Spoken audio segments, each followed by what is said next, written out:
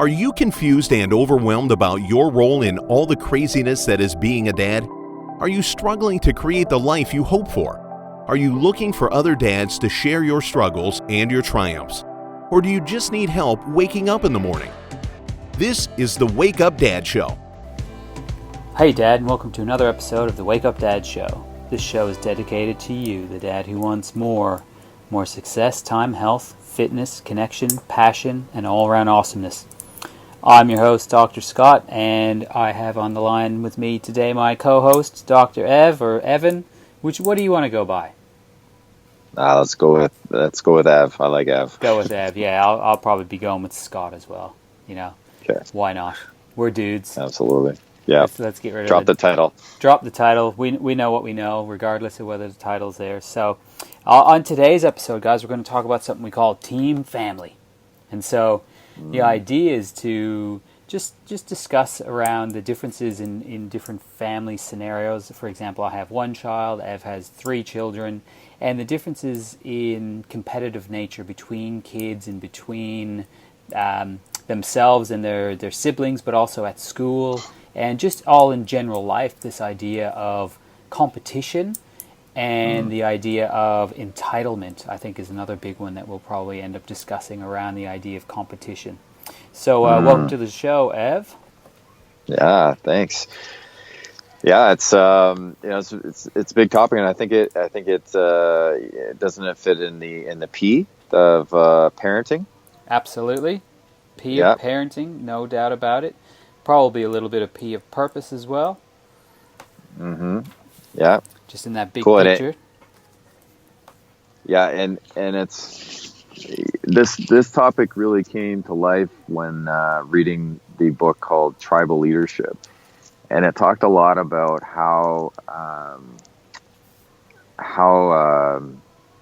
people interact and in different stages of tribes. Let's put it that way. So tribes are everywhere. They're in our they're in our workplace, they're in our schools, and there's different so what do they attributes. look like? Are they dudes dressed up in caveman costumes? What do you mean by a tribe? Yeah, it's a good question. So in the book they break it down into 5 different tribes, and without going into the detail of the tribes, the main thing that we see in our world is kind of a clash between a stage 2 and a stage 3 tribe, which is basically I'm great and you're not. That's a stage 3, and the stage 2 person is my life sucks, and so somebody who's in a stage 3 can really make somebody feel like they're in stage 2, which is that their life sucks. But the book creates a lot of insight because it talks about how this phenomenon actually occurs. Because these are the 2 most popular stages in the world, and a lot of it starts from the way kids are raised, especially in our schools. So it starts off, with grading, for example. So, one kid gets perfect. Hey, what'd you get? I got 16. Would you get 12 out of 12? Okay, so I'm smarter than you. That kind of thing. And it's like, oh, I'm not as smart as him. And it becomes this comparison between, who's doing better at this, and it's just continues on. And so kids end up, it just goes from one thing to the next. So it's like, how many likes did I get on my post, or how much? And then it goes into university, and it's like, well, what program am I in? What was I able to achieve in my program? Then it's, what job do I have? Is it the highest paying job? And do I have the biggest house, the biggest car, best car, whatever it may be? And it's just like this continuum.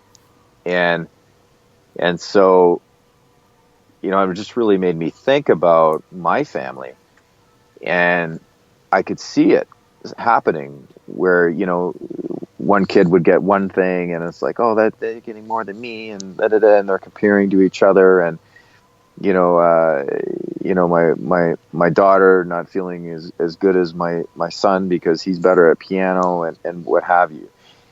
And what really hit me was when one day, so Felix made the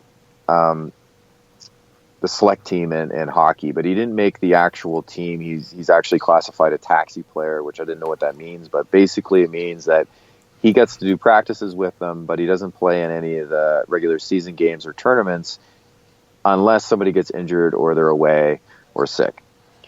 But he gets to practice with them. And so everybody on the team knows who the taxi players are.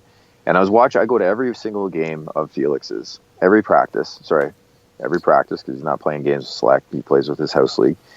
And I was noticing that when he was practicing, he would always go to the back of the line during practice. So he'd often not get to circle through that actual drill as often as the other kids that were at the front of the line. And I was curious why he was doing that. So I asked him, Felix, why are you going to the back of the line? He said, because the better players go at the front. And I was like, no. Like, I could see right away the comparison, and he was holding back, because he thought he was less than the other players. And I said, everybody on the team knows you're a taxi player, right? And he said, yeah. And I said, okay, so imagine that they know you're a taxi player and they see you putting in your best effort all the time. So when kids are lining up to the drill, you're skating hard to that line. When it's a skating drill, you're putting 110% in. Any of the drills, you're doing 110%. You're focused and you're doing what the coach is telling you what to do. I said, what would that do for your team? And he said, well, it's going to lift them up. And I was pretty amazed he said that, but I said, exactly. That's exactly what it's going to do. They're going to see you, the taxi player, putting in your best effort at all times, and that's what team is. It's not about your position. Yeah, and it's a great point to make because, there's a fine line to be drawn between the way the world works today as well, where sometimes it almost goes the opposite, where there's no distinction made. Like the person who comes first in a race and the person who comes last in a race, everyone gets a participation ribbon, right? And that's not what we're talking about here. I think it's really important to realize that on that given day that somebody did better than another person, so they, came first place or second place or last place, but to not have that become their self-worth. Because sometimes, all the time, a kid has to come last, right? Like the last kid in is the last kid in, but that doesn't mean they're any less of a person. And so we're not talking about competition. Like it's sort of one of my pet peeves, the whole everyone gets a participation ribbon and there's no, we're so politically correct these days that we don't even celebrate the wins, because I think that sets kids up for a big fall later on in life when, after the schooling occurs and real life occurs. I think the biggest lesson that we can teach our kids is to accept themselves and to not have any self-entitlement. The world does not owe you anything. You have to go out and get it. So when you were talking to Felix about that, talking about, skate your hardest at these practices, that will lift the team up, but it will also make him a better player, right? Like, so if one of his goals is to make the team and not be the taxi player, the only way that's going to happen is if he skates his little bum off every single practice and gets better. So it's a really great way to lift the team up, but also have him become more of a sort of the player that he may want to be. Because you would think if he's on there as a taxi player, one of his goals is to make it as the full player. Is that correct? Absolutely, yeah. He's set goals for himself, and it's been amazing to see him flourish, and really step into putting in his best effort at all times, and he's seeing the results, and he's getting excited about his his improvements. So, it has had both benefits. And yeah, what you're saying there is so key. It's really the real key. The take home here is that our kids do not, their self-worth is not based on somebody else's evaluation of them. It's them putting in their best effort. And it reminds me of the movie The Game Stands Tall. Have you seen that one, Scott? No. Okay, this is a must-see. It's an incredible leadership movie. It's a football movie, and it's about a high school football team who had a winning streak of 151 games. Wow. Now that's like I don't know how many seasons like 15 that is. seasons or something. Yeah, it's like 15 seasons straight of wins, and it's the most of any football level in the United States. I don't know if about the world, but and so it was about the coach and how he created this team. And it was interesting because the principle of what he built the team on was that he wanted to build great men, and it was a brotherhood that he was creating in the team. It was all about team. It was about being able to count on each other. And they were, like, I don't know how many times I cried during that movie, but it was more than I would like to, But something you want to tell me, Ev? You're crying, and what's up with your pink phone? What's going on? Yeah, I'm getting in touch with my feminine side, that's for sure. Yeah, I'm not afraid to admit it. So yeah, and it just really brought that whole concept home of really of teamwork and just putting the emphasis in life on doing it together.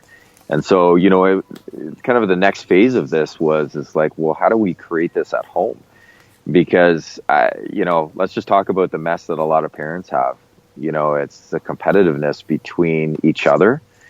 It can actually happen between spouses, where, I'm making more money than you are, or I'm doing more work at home than you are. Have you heard of this dynamic before, Scott?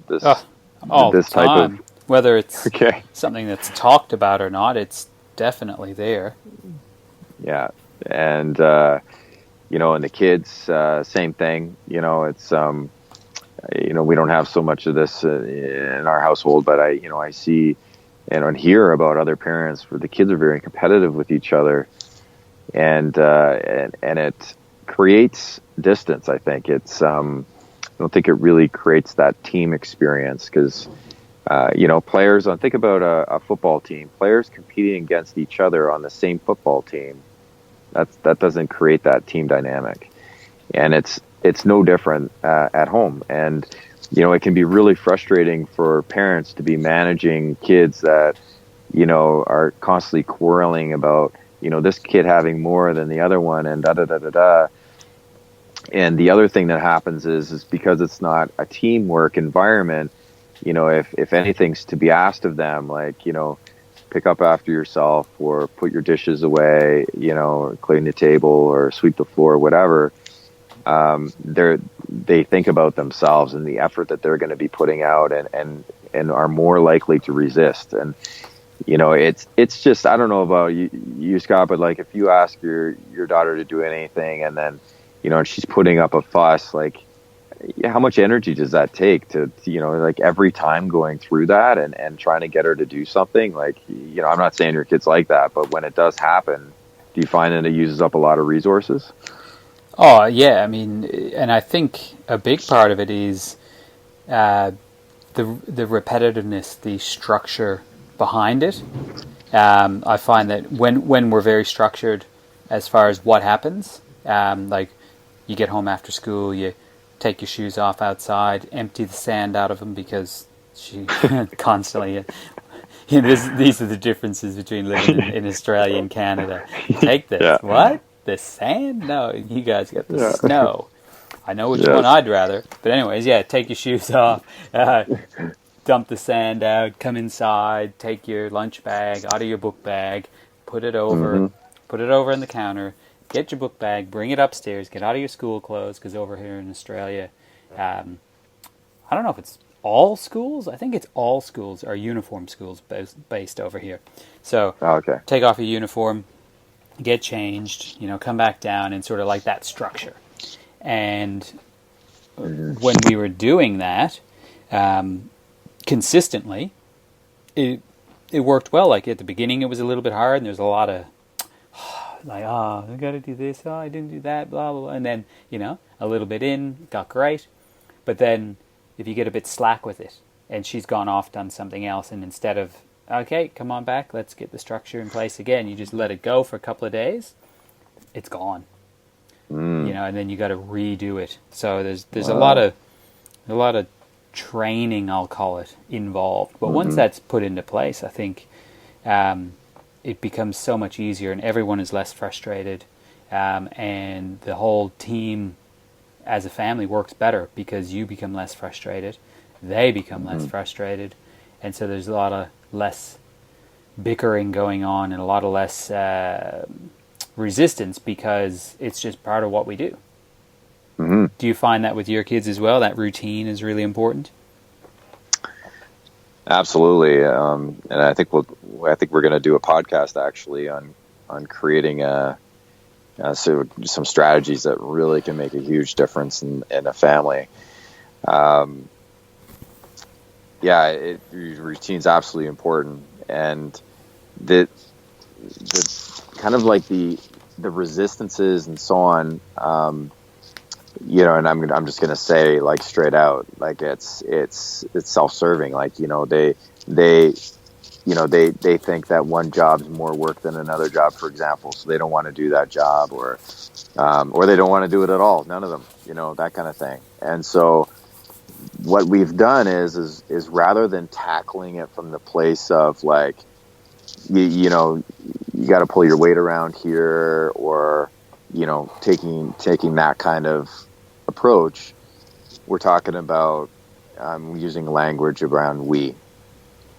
So this is what we're about as a team, as a family. We're a team, and when we're all carrying through with our responsibilities as a team, it makes the whole thing work.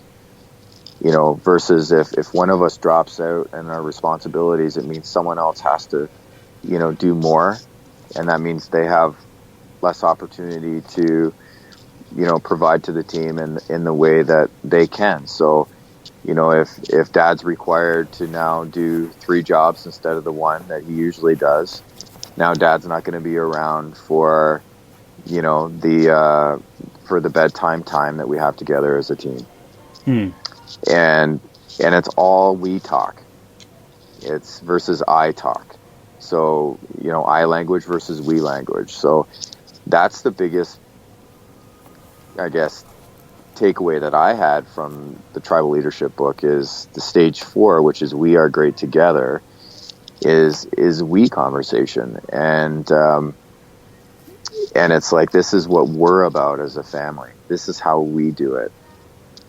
And the kids, they're starting to get it, that we're a team. I've always called us Team Hill. I didn't really quite have the language down, and I didn't quite have the whole thing figured out until I read this book, and watching the movie, actually, the Game Stands Tall, just really brought it home at the power of team, and that by consistently building around the values of the team and what it means to be a part of it, because it doesn't mean that the thing about team is that when somebody steps out of line in team, that I'm not coming down on my son, for example, because I think I'm better than him, or I'm bigger than him, or that because I'm his parent I can come down on him.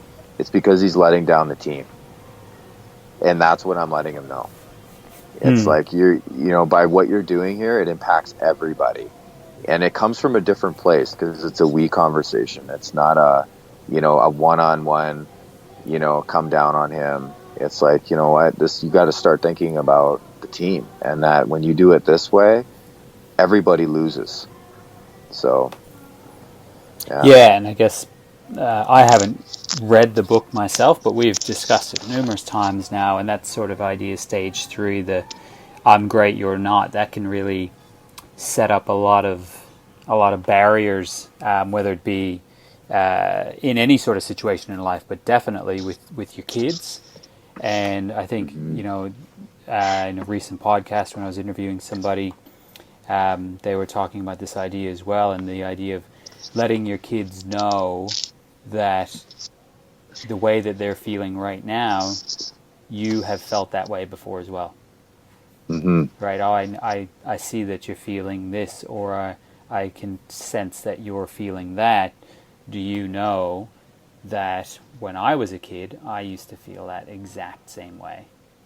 And so creating that team situation, and just letting them realize that you were once a kid too. You once had, very similar things going on, and then give them some advice about what they might do to help get over that situation. And I find when I remember to do that, with my little one, she gets over things so much faster, and we have just that bonded connection between us. For that, just it might only take 30 seconds, but it just switches gears in their mind, because we all have it, but kids have this sort of switch in their brain where they go from like a logical thinking state to a reptile brain, where if they're in that sort of reptile brain area, that fight or flight response, they don't really hear anything you're saying.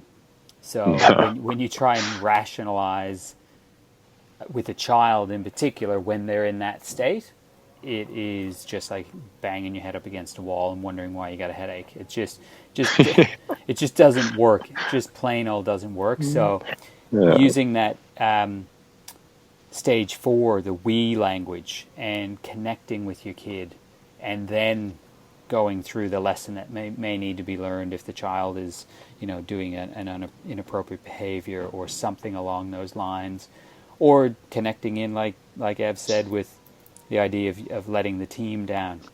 I haven't actually used that one, but I'm going to give it a try. That's for sure. I like that. Yeah. Well, let's talk results. So, a lot of parents might be listening to this, and my qualifications here are that I'm a dad of 3, and that's it.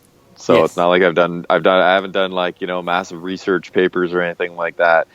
However, I've done some due diligence as far as speaking with other families, and what level of responsibility those kids are taking, in the family. And it's amazing, because I'm finding that a lot of parents are just completely exhausted. They're just so exhausted because they're doing everything.